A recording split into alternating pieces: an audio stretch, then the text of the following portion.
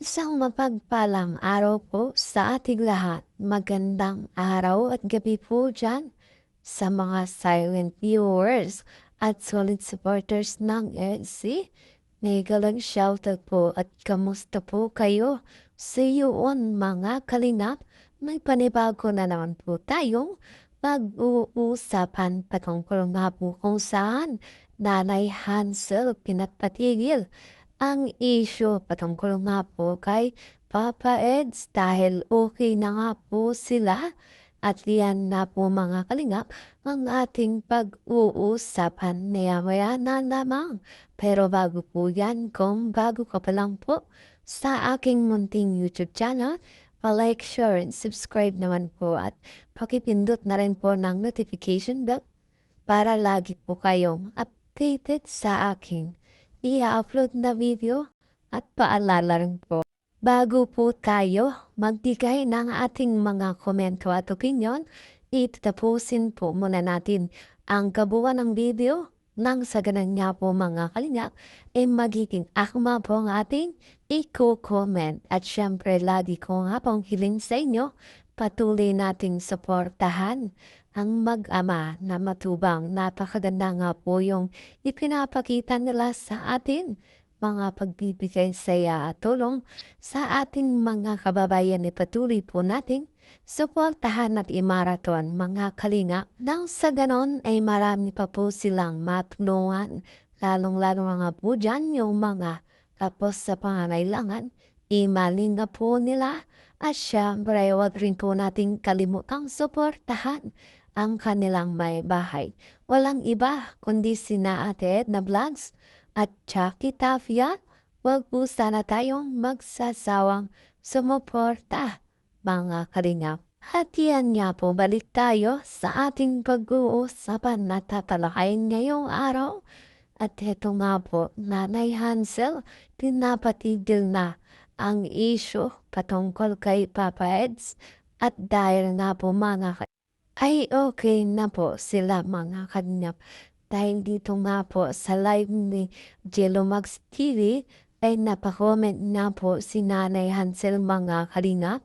Dahil siguro nga po ay napag-uusapan pa rin yung patungkol sa issue nga po kay Papa X. Kung kaya Nanay Hansel natin ay napakomment at sinasabing wala na daw pong dapat pag-usapan pa. Dahil nag-usap na nga raw po sila ni Papa Eds patungkol doon kung kaya mga kalingap wag na daw po alamin lahat kasi hindi naman daw po lahat ng bagay ay kailangan alamin para po wala ng gulo.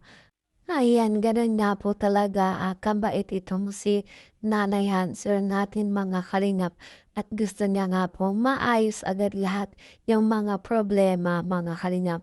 Lalo mga po nagkaroon na ng issue at talagang ang iba ay nagbigay na ng hindi magandang reaction patungkol nga po dito. Siyempre, Nanay ni Biancy, isang mabait nga po na magulang at talagang ayaw niya rin mga kalingap na may taong mababash niya.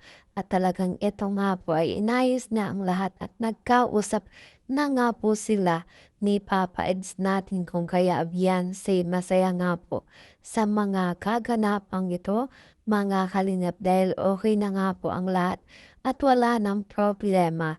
Kumbaga ay nagkapatawaran na sa mga pagkakamali mga kalingap. At syempre po Papa Eds natin na hindi niya hayaang mas lumala pa nga po yung sitwasyon at kilala naman natin si Papa Eds mga kalingap. Siya nga po yung taong ayaw niyang meron nga pong nagagalit sa kanya lalo na nga po dito sa magulang ni Beyonce na kung saan ay pinagkatiwalaan na nga po siya. At yan nga po ay laking pasasalamat niya din dito sa pamilya ni Beyonce sapagkat yung pagmamahal at support at tiwala ay pinagkaloob niya nga po para sa kanya, para nga po sa kanilang anak.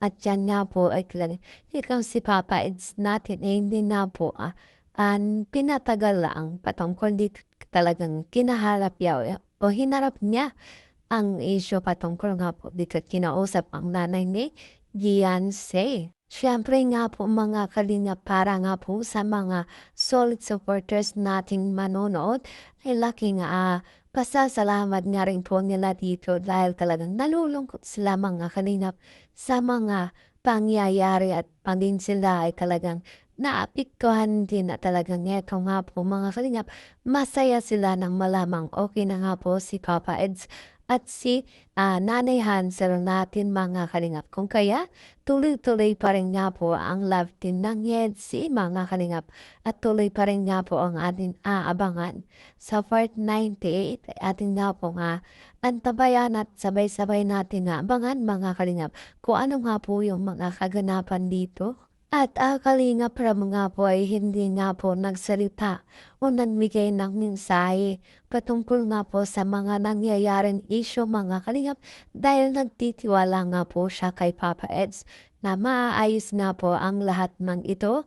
At yan nga po at good news dahil okay na ang lahat mga kalingap. Sa tagal na rin nga po ng EDC mula part 1 at ngayon ay part 97 na at mga mangyari na rin nga po ang part 98 ay talaga naman po mga kalingap. Marami na nga po napagdaanan itong si Enot si Biancy natin na talagang hanggang ngayon ay nandito pa rin sila. Patuloy na nagbibigay kilig, saya at inspirasyon sa lahat ng mga manunood at talagang marami nga rin po ang nagmamahal sa kanila at halos ang lahat ay ayaw nang mawalay pa itong si Edith si Beyonce ang nais nila mga kalingap ay magkatuluyan na itong dalawa at totohanan ng araw po ang lahat siyempre mga kalingap. Totohanan naman talaga ito at talagang legit ang love team ng EDC. Kahit ang ilan ay sinasabing love team lamang ito at wag masyadong ang lahat, lalo mga po ang ating tiwala at pag-asa na itong si Edith Bianci ay magkakatuluyan bandang huli.